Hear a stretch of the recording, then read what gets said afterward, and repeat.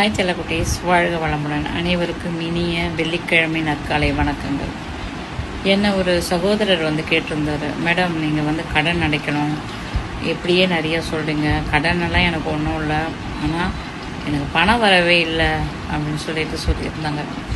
பண வரவு அப்படிங்கிறது ரொம்ப ரொம்ப ரொம்ப எளிமையான ஒன்று. பணம் அப்படிங்கிறதே ஒரு எனர்ஜி, ஒரு சக்தி. நம்ம ரூபாயெல்லாம் பார்த்திங்கன்னா வெறும் தாள் தான். அந்த தாளுக்கு ஒரு வல்லமை கொடுக்கறது இந்த பிரபஞ்ச சக்தியில் இருக்கிற அந்த ஆற்றல்.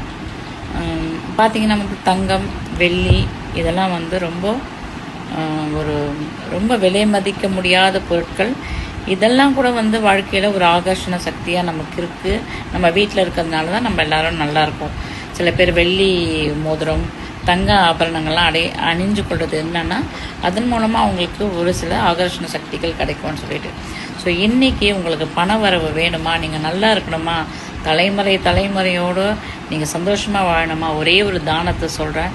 இது நீங்கள் செஞ்சுட்டு அப்புறம் நீங்கள் உங்களுடைய வாழ்வின் முன்னேற்றத்தை பாருங்கள். ஒன்றும் இல்லைங்க, உங்களால் முடிஞ்சது. இன்றைக்கி வெள்ளிக்கிழமை முடியலனாலும் நீங்கள் என்றைக்காவது வச்சுக்கோங்க அதை.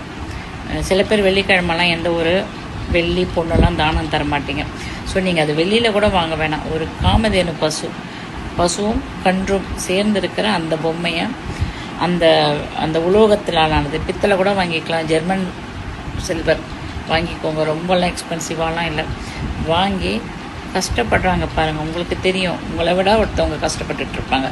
கஷ்டப்படுறவங்க அவங்க யாராக இருந்தாலும் சரி, தெருவில் பூ விற்கிற அக்காவாக இருந்தாலும் சரி, துப்புரவு தொழிலாளி யாராக இருந்தாலும் சரி, இல்லை உங்கள் வீட்லேயே கஷ்டப்படுறாங்களா, அவங்களுக்கு இந்த பசுவும் கன்றும் அதை நீங்கள் தானமாக கொடுங்க. கண்டிப்பாக சொல்கிறேன், உங்கள் வாழ்க்கை சுபிட்சமாக இருக்கும்.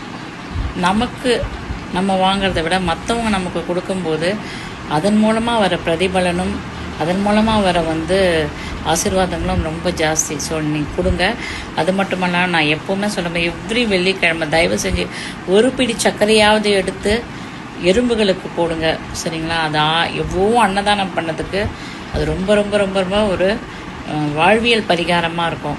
கணவர் கையால் எடுத்து போடுங்க, எடுத்து வீட்டு பக்கத்தில் போடுங்க. முடிஞ்ச வரைக்கும் எல்லாருக்கும் தான தர்மம் பண்ணுங்கள். 10 ரூபானாலும் மனசால் கொடுங்க. தண்ணீர் தானம் பண்ணுங்கள். நீங்கள் நல்லா இருப்பீங்க.